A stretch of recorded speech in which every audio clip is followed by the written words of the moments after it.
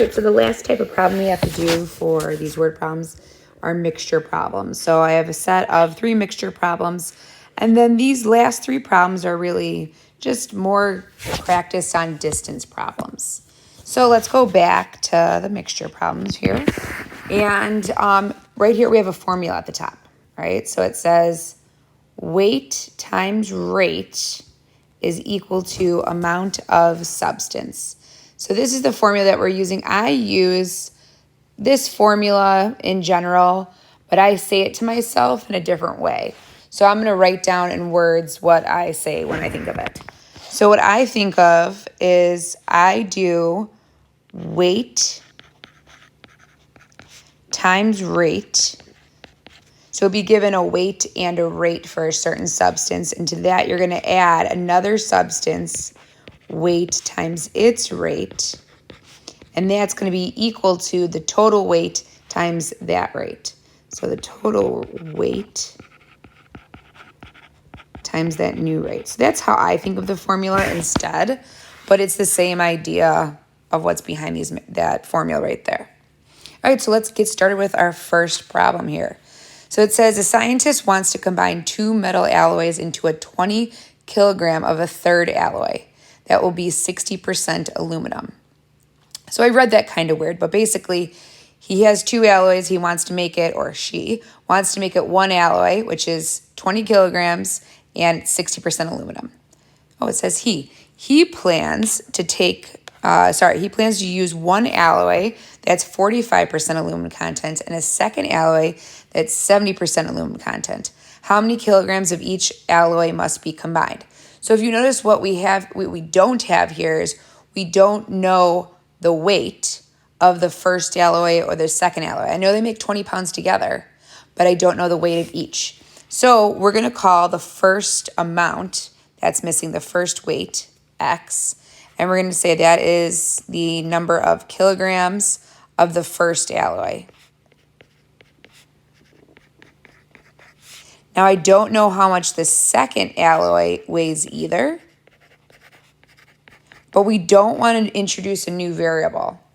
So what I do know is that these 2 alloys together add to 20, right? So if this is X, I know that together they make 20, and I have to take away that amount right there of X. So this one's going to be 20 minus X.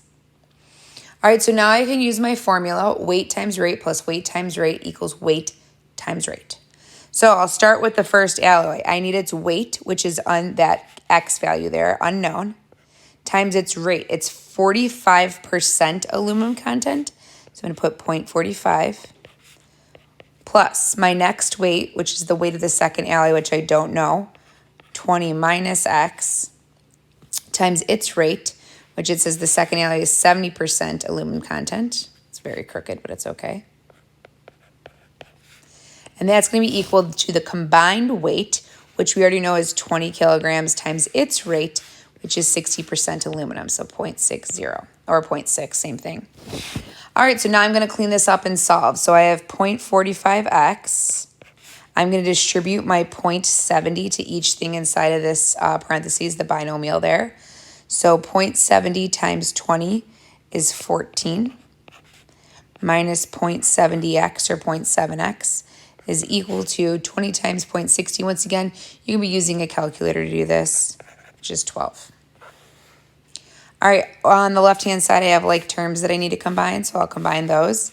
And I have negative 0.25x plus 14 equals 12. Subtract 14 from both sides, and I have negative 2. So negative 0.25 equals negative 2. Divide by negative 0.25. How many quarters go into $2? 8. So I have x equals 8. Now, x was in kilograms, so this is x 8 kilograms. So I have 8 kilograms of the first alloy. And it says how many kilograms of each alloy, so I also want to know how much of the second alloy. 20 minus 8 is 12 kilograms of the second alloy. And there is the answer to our first mixture problem. All right, our next mixture problem, let me zoom out here a little bit, says a coffee manufacturer wants to market a new blend of coffee that costs $3.90 per pound by mixing two coffees that sell for $2.75 and $5 per pound respectively. So that's going to be our rate, right? That's our rate. It happens to be money this time. What amount of each coffee should be blended to obtain the 100 pounds of the desired mix? So once again, I know total, they make up 100 pounds, but I don't know how much they are each individually. So I'm going to say X is the number of pounds of my first coffee. So pounds of, you can say the first coffee or the coffee that costs $2.75, whichever one. So I'll do pounds of $2.75 coffee. And then together they make 100 pounds. So 100 minus that will be the pounds of the $5 coffee. Ooh, that looks like a lot more than that. All right, so once again, weight times rate plus weight times rate equals weight times rate. All right, so weight is X, unknown, times $2.75, that's its rate, plus weight, 100 minus X, times its rate, which is $5, is equal to the total weight, which was $100 pounds, times its cost, which was $3.90. That looks like $13.90. Let me fix it so I don't confuse myself. Also, please make sure that these two weights always add to this weight. Okay? All right, go ahead and clean that up. So we have 275X, distribute your 5. That's plus 500 minus 5X is equal to 390. All right, combine like terms on the left side. Subtract 500 from both sides. $2.75 minus $5 is negative $2.25 X. Subtract 500 from both sides equals negative 100. Oops, I put two equal signs there. Equals negative $110. Divide by negative $2.25. And I get X is 48.889 pounds. Now on my calculator, it says 8 repeating. So if you put 48.8 repeating, wonderful.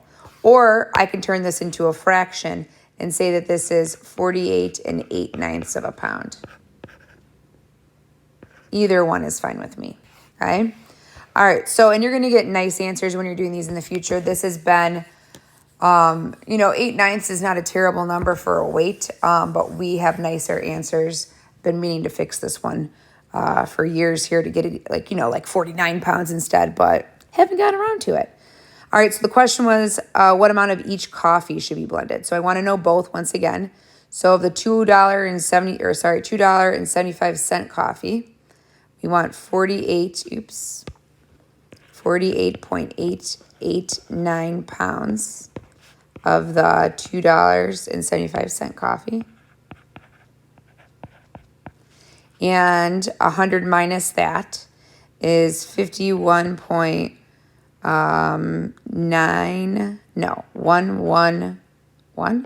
Is that right? Yeah, pounds of the $5 coffee. Okay, but once again, this can be 48 8/9, and this can be 51 1/9 if you'd like. Okay, or 51.1 repeating and 48.8 repeating. Okay. All right. Next one here, a chemist has 2.5 liters of a 70% acid solution. How much water should be added to obtain a 50% acid solution? Okay, so I want to know how much water should be added. So that's my unknown. X is, this is in liters, so liters of water. Okay, so I need of my first solution, I need its weight times its rate. So it's a chemist has 2.5 liters of a 70% acid solution. So 2.5 liters of a 70% solution plus how much water should be added. So I don't know the weight of the water, so I don't know how many liters of water. And I now need to know what % acid water is. If you don't know, it's 0. There's no acid in water, all right? To obtain a 50% solution. So now I need to know the weight here. Remember, these two weights must always add to this weight right here. So I have to say, okay, well, what's 2.5 plus x? 2.5 plus x. So that's the weight times its rate, which is 50%. All right, go ahead and clean that up. 2.5 times 0.7 is 1.75. Plus 0 times x is 0, so I'm just going to use my eraser to get rid of that. Equals, distribute your 0.5. 2.5 times 0.5 is 1.25. 0.5 times x is plus 0.5x.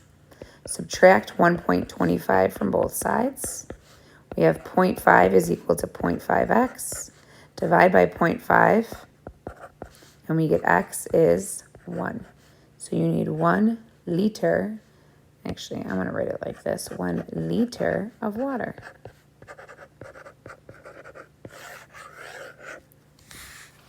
Okay, the last three, like I said, are more of distance equals rate times times problem.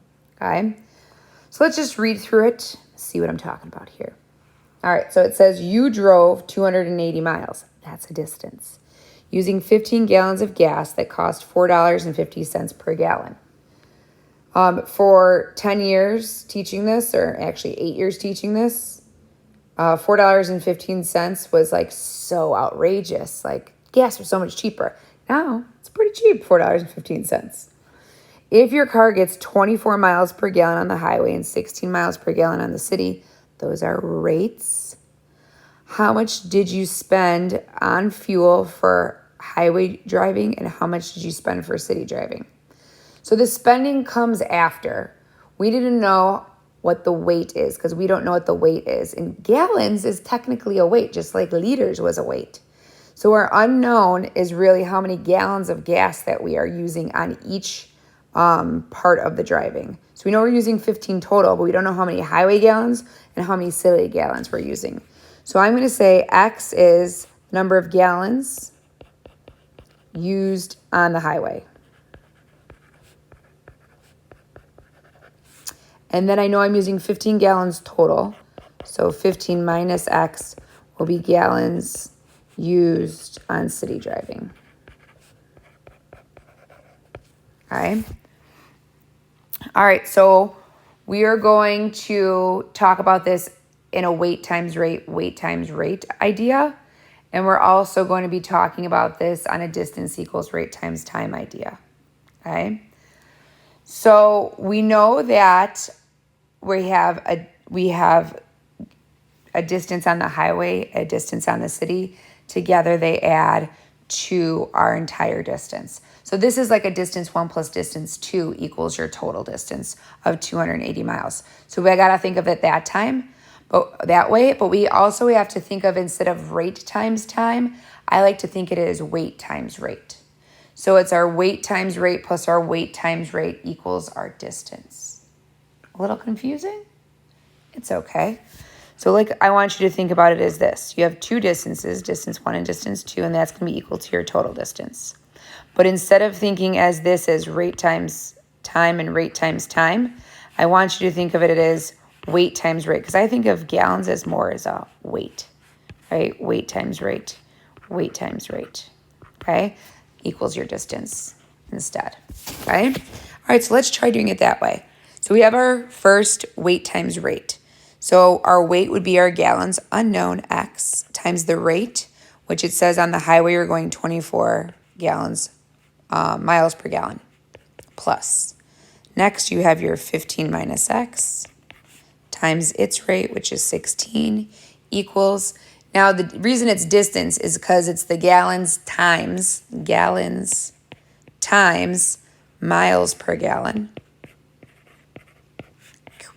Miles, right? So that's why it's your distance. So our distance is 280 because it's our weight times our rate.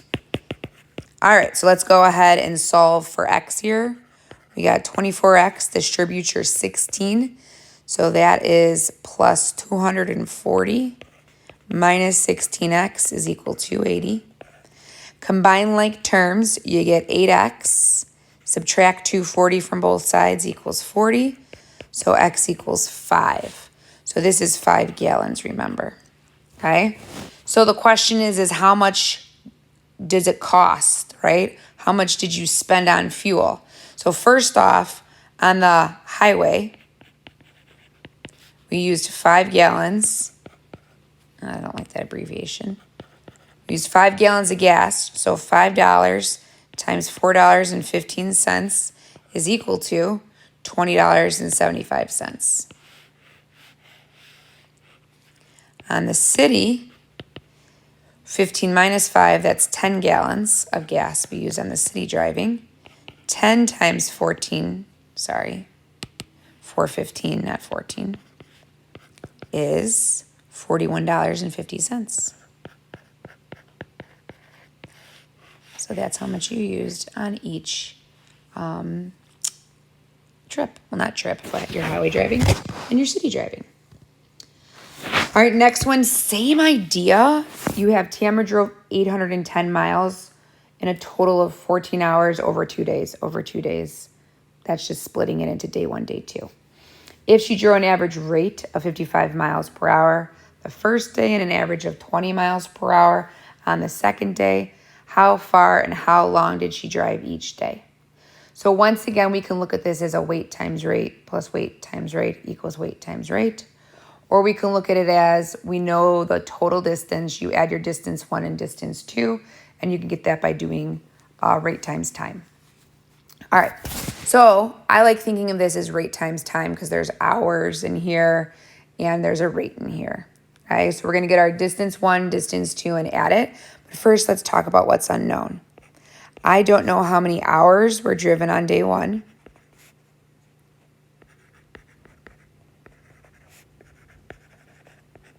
And I don't know how many hours were driven on day 2.